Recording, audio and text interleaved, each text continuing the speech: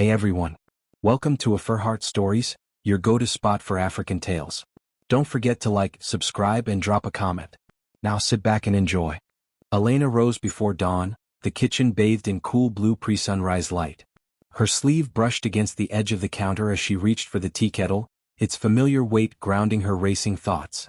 Years of subtle control and emotional erosion, from Marcus's dismissive glances when she spoke, to his offhand jabs about her job, had worn away at her confidence.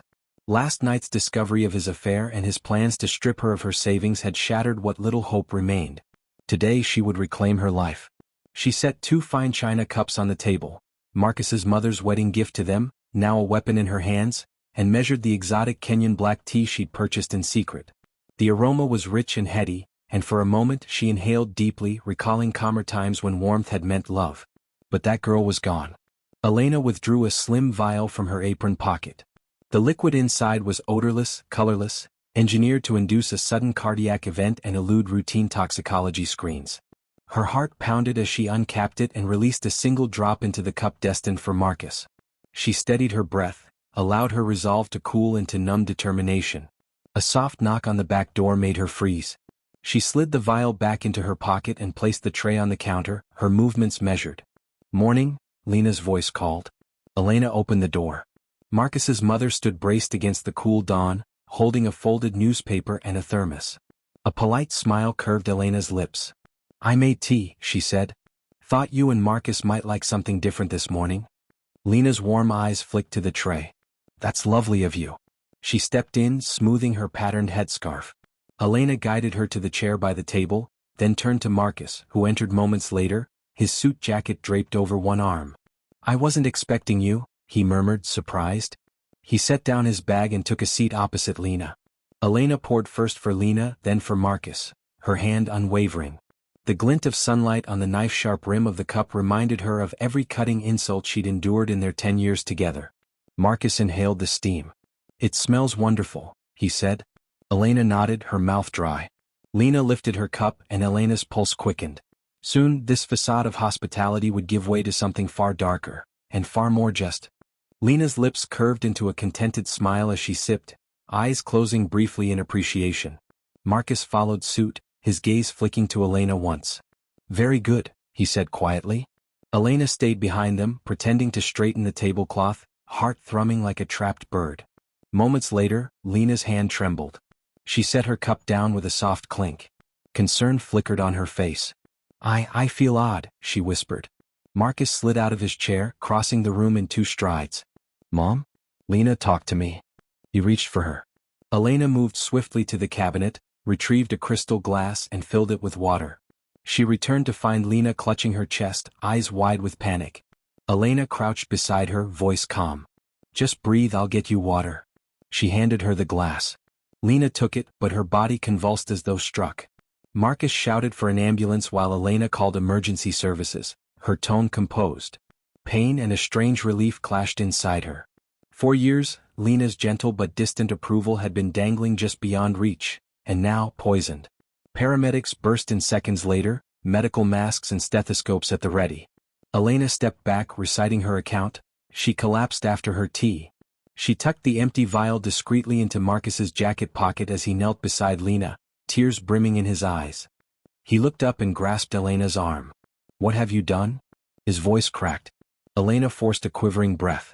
I didn't." But the ambulance doors closed before she could speak, carrying Lena away. Elena watched them leave, the empty cups on the table serving as silent witnesses. A single thought crystallized in her mind. Death or not, the first move was complete. The hospital waiting room was a swirl of antiseptic odor and muted tension. Marcus paced, shoulders hunched. Elena sat rigid in a plastic chair, studying his profile. Guilt flickered in his eyes, but she saw something else: fear. Lena was the matriarch, the family anchor, and now he was adrift without her. Elena's chest tightened at the sight. Detective Amina Oduro arrived, her badge flashing under fluorescent lights. Elena's old law school friend paused in the doorway, concern flickering on her face. She approached Elena first. "Elena, how is she?" Elena inhaled carefully. "She's stable but critical," she lied, voice soft. She then turned to Marcus as he flinched at her tone. "We were about to have tea together." "It must have been the tea." Amina scribbled notes, eyes narrowing slightly. Elena felt a tremor of anxiety.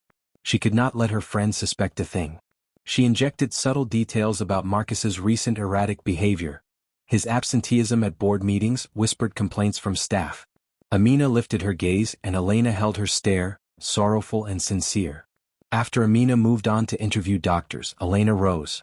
She retrieved the vial stub from Marcus's pocket when he slumped against a wall for support. Rubbing it between her fingers, she reminded herself why she'd crossed this terrible line. Justice, she whispered, justice. Then she slipped away down the corridor, hood pulled low, ready to craft the next chapter of her revenge. Back home, Elena's laptop glowed in the dim living room.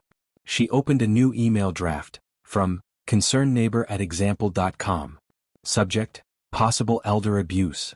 She typed a brief note recounting overheard arguments, accusing Marcus of threatening his mother. She sent it to a local hotline. Next, she forged text messages on Marcus's phone, fragments of anger laced with veiled threats toward Lena. Flashbacks played in her mind, Marcus railing at her during a dinner party, his laughter echoing as she forced a smile. Now she channeled that memory into every keystroke, every manipulated screenshot. Surveillance stills were next, faked camera captures of Marcus in the kitchen at the precise moment the poison had been administered. Elena created timestamps and sent the images to Amina's work email. Her phone buzzed, a calendar reminder for an anonymous drop-off of incriminating physical mail to Marcus's board. She grabbed her coat and ventured out into the chill, leaving the laptop open on a forged cafe business proposal she drafted at 2:13 a.m., her alibi. When Amina knocked late that night, Elena greeted her with bleary eyes and concern. "I've been up all night worrying about Lena," she said, ushering her inside. She offered tea, decaffeinated, and spoke in trembling tones about Marcus's recent volatility.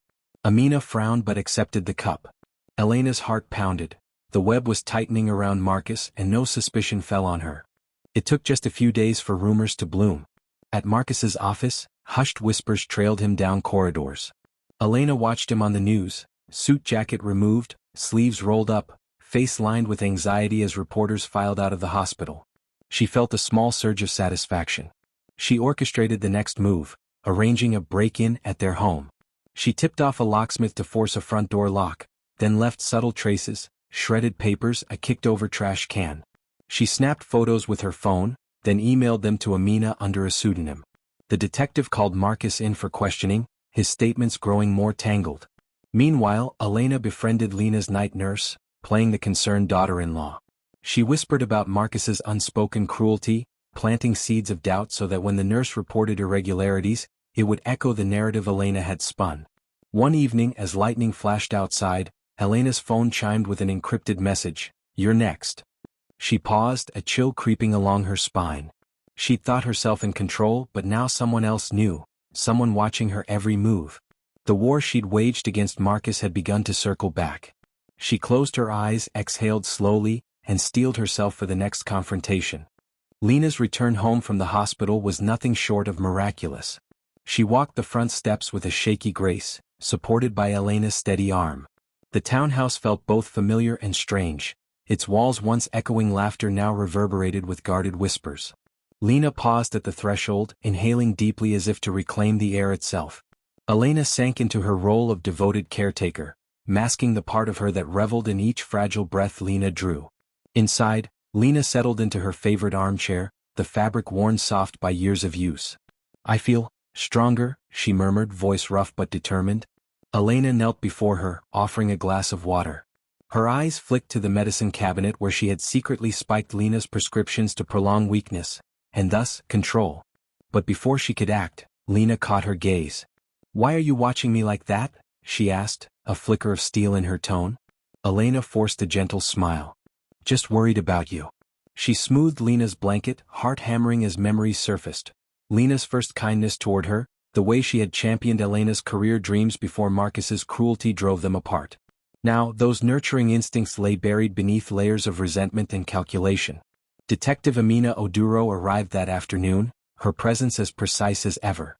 She carried a folder of the latest lab results, brow furrowed.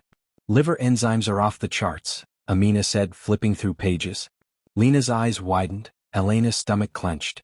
She had tampered with those very charts, switching vials, relabeling samples, to shift blame onto Marcus's supposed incompetence with herbal remedies.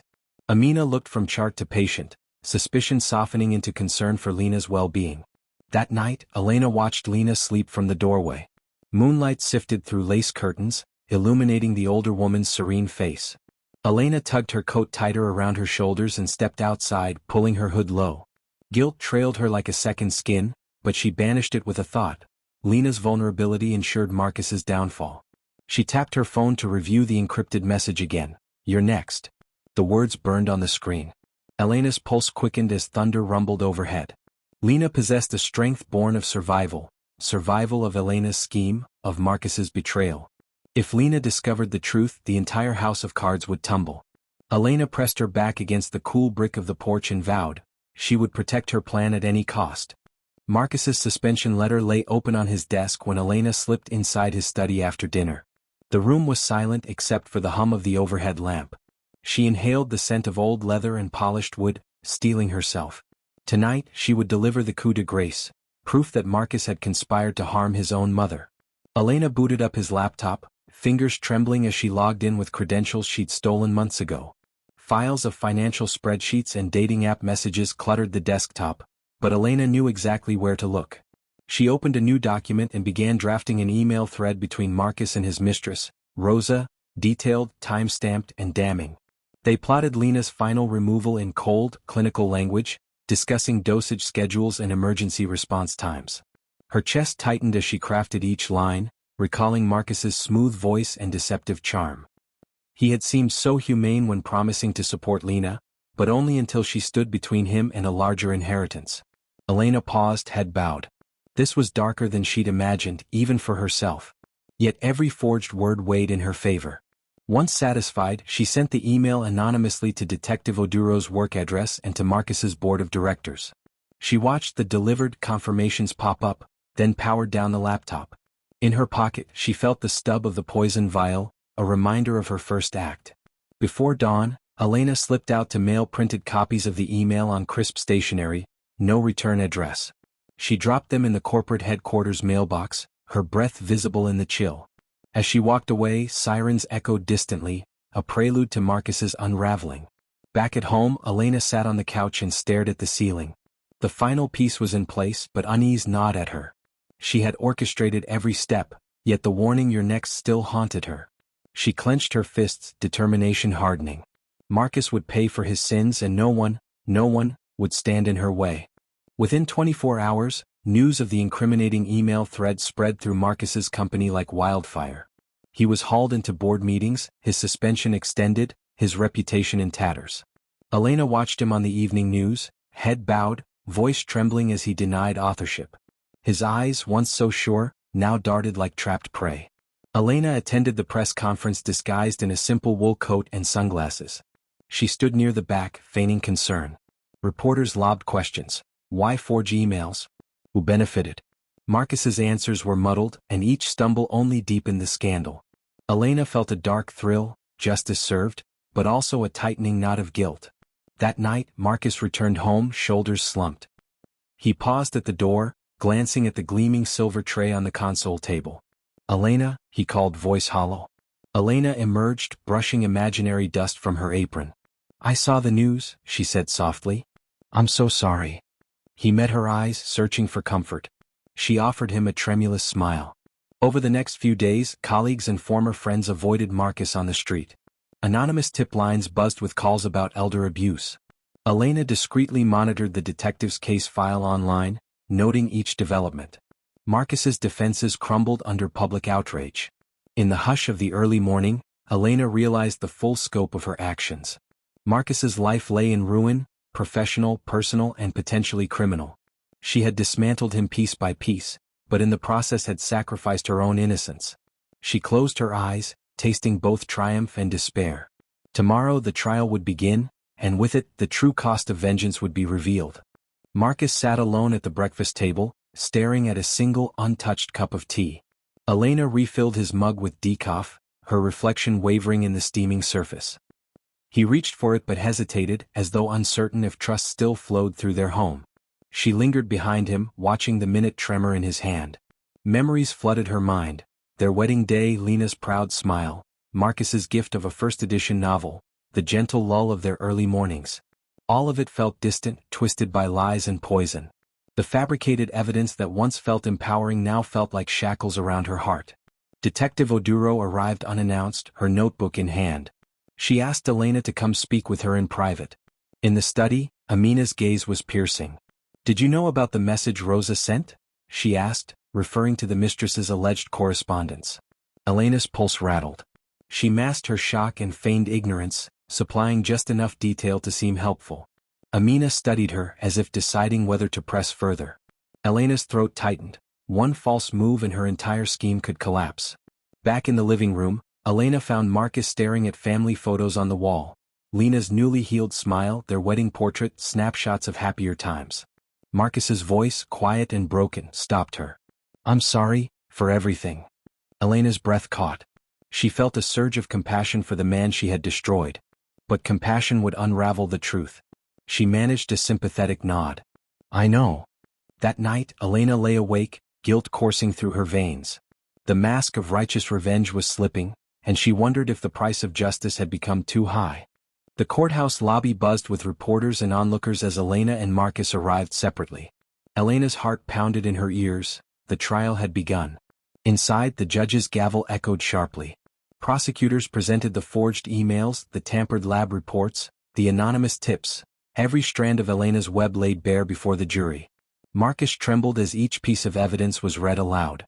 Lena, seated to the side and using a cane, watched Elena with a haunted expression. The older woman's once steady resolve had fractured under the weight of betrayal. Elena's throat tightened as she met Lena's eyes, remorse, sadness, and a question she could never answer. During cross-examination, Elena's performance as the sympathetic wife cracked.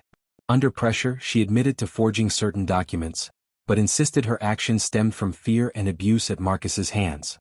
Her voice wavered as she recounted late-night arguments, financial threats, and emotional manipulation. The courtroom was silent, hanging on every word. Outside, reporters scribbled furiously, "Wife confesses to forgery, sympathy or scapegoat?"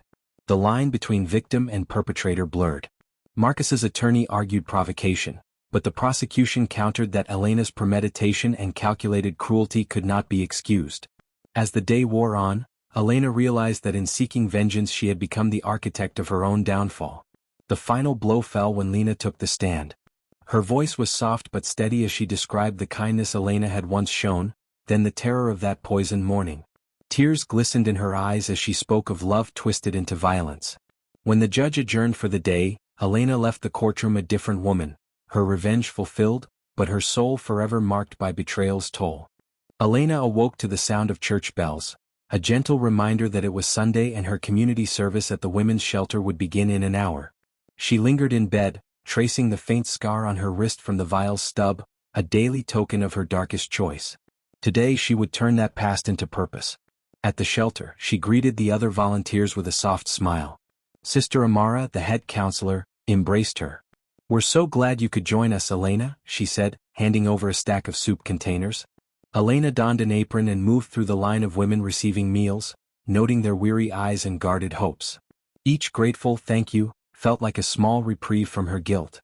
By midday, Detective Amina Oduro arrived unexpectedly. Elena froze, spoon in hand. Amina offered a quick nod and stepped into the back office. There she slid a file across the desk.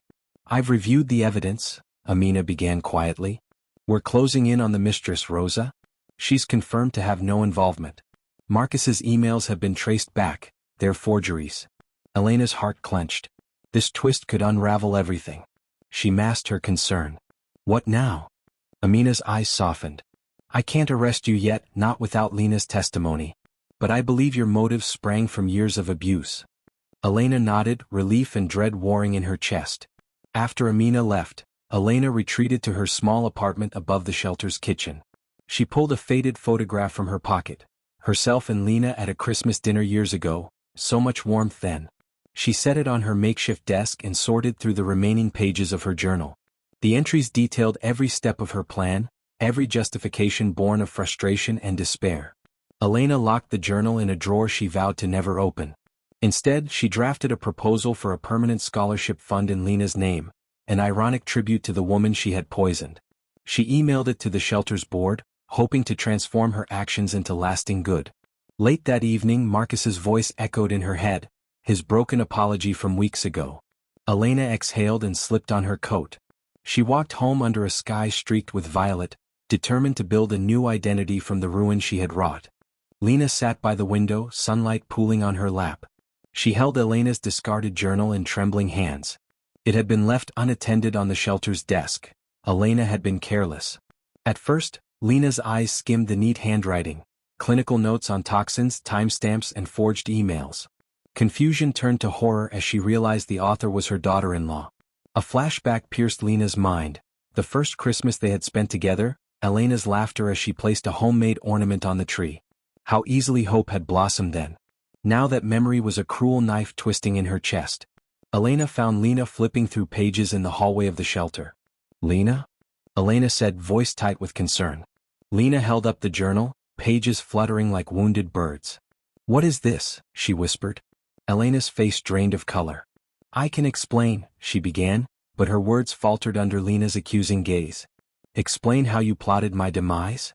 Lena's voice wavered between fury and sorrow. "How you fed me poison?" Tears welled in Elena's eyes. She sank to the floor. "I'm sorry," she choked.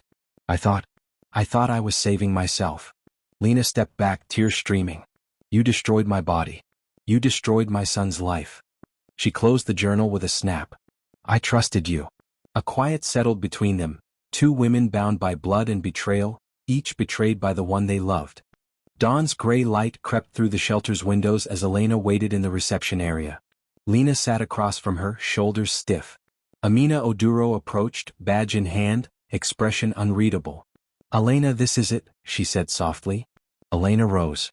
"Will you arrest me now?" Amina shook her head. "Not yet. First, we must confront Marcus together." They drove to Marcus's townhouse in tense silence. Marcus opened the door, guilt and panic warring on his face. "Elena? What's happening?" Lena stood behind Elena, holding the journal. "You deserve the truth," Lena said, voice low but firm. She thrust the journal forward. "Read this." Marcus's eyes flicked between pages, entries detailing every stage of Elena's plan. Shock locked his features, then anger flared. "This is insane," he shouted. "She saved your life." Lena's gaze was ice. "She saved my life so she could destroy yours." Amina stepped forward. "Marcus Harper, you are under investigation for embezzlement, abuse, and conspiracy to commit murder." Handcuffs glinted as she closed the distance. Marcus sagged, defeated. Elena lowered her eyes, tears streaming. She felt both relief and devastation. Justice met, but at the cost of two shattered families. In the dim interrogation room, Marcus sat across from Amina. Elena watched from the glass partition, hands clenched. Amina slid a file across. "Your son is free to go, for now." Marcus looked up, confusion mingling with relief. "Why?" he asked. Amina's voice was measured. "We have evidence of your betrayal, Elena's poisoning attempts, and your affair, but the forensic results on Lena's samples were inconclusive. We need Lena's full statement, which she's not ready to give." Marcus's features twisted. "So I suffer for another day because she isn't ready?" Amina met his glare. "Justice is patient. Meanwhile, Elena will be charged, but your trial is postponed until Lena testifies." Elena's chest tightened. She approached the glass. Marcus saw her, anguish in his eyes. She mouthed, "I'm sorry." The guard led her away and the door closed with a final click. Outside, thunder rolled, a reminder that truth, like storm clouds, could not be held at bay forever. The courtroom was packed, reporters, spectators, and a scatter of Elena's shelter colleagues. The judge called the court to order. Elena sat at the defense table, Lena by her side, both flanked by their attorneys. The air crackled with tension. The prosecutor rose. "We will show how Elena Harper meticulously planned and executed an attempt on her mother-in-law's life, then framed her husband to cover her tracks." He presented the journal, the forged emails, and the tampered lab reports as Exhibit A, B, and C. The jury leaned forward. On cross-examination, Elena testified quietly. "I believed Marcus's betrayal meant my end," she said, voice shaking. "I was desperate." Lena's eyes glistened with tears. The gallery stirred. Next, Lena took the stand. Her voice was steady as she described the collapse, the pain, and the confusion that followed. Flashbacks surfaced in the courtroom's hush. Marcus's betrayal, Elena's calculated care. Lena paused, gaze locked on her daughter-in-law. "I forgive you," she whispered, and Elena bowed her head. The defense attorney argued provocation and emotional duress, painting Elena as both victim and perpetrator. Prosecutors countered with premeditation and cruelty. After hours of testimony, the judge instructed the jury to deliberate. As the jury filed out, Elena and Lena shared a long look, two survivors of the same poison, one physical, one emotional. Neither would emerge unscathed, but both had confronted the shadows and chosen to face the light together. The courtroom fell silent as the jury filed back in. Marcus sat at the defense table, pale and gaunt, while Elena gripped the edge of her chair, heart pounding. The judge cleared his throat. "How do you find the defendant on count 1, attempted murder?" A gravelly voice answered, "Guilty on count 1, but with significant mitigating circumstances." Murmurs rippled through the gallery. Marcus slumped forward, relief and devastation warred across his features. Elena exhaled a breath she didn't know she'd been holding. The judge continued, "On count 2, conspiracy to defraud and abuse, I find the defendant guilty. Sentencing will be scheduled." Neither Marcus nor Elena reacted as the gavel fell. Outside, cameras flashed. As they gathered their things, Lena rose from her wheelchair. She approached Elena at the bar separating defendant and spectator. Their eyes met, Lena's steady, Elena's wet with remorse. Lena offered a trembling hand. Elena accepted, tears slipping free. No words passed, but forgiveness bloomed in the silent space between them. Later, in the hallway, Amina Oduro caught Elena's elbow. "You did what you felt you had to," she said quietly. "The law will run its course, but so will healing." Elena nodded, empathy and gratitude mingling in her chest. That evening, Marcus was led away in cuffs, his pleas for leniency ringing hollow. Elena watched from the steps of the courthouse, dawn light casting long shadows. She wrapped her arms around Lena's frail frame, vowing to rebuild what had been broken. Weeks after the verdict, Elena began her community service at the women's shelter with renewed purpose. Lena, now living in a modest apartment adjacent to Elena's own flat, joined her for supportive counseling sessions. Their bond, fractured by poison and betrayal, was quietly mending. One afternoon, they hosted a small tea ceremony for other survivors. Elena poured jasmine tea into simple porcelain cups, each woman sharing her story.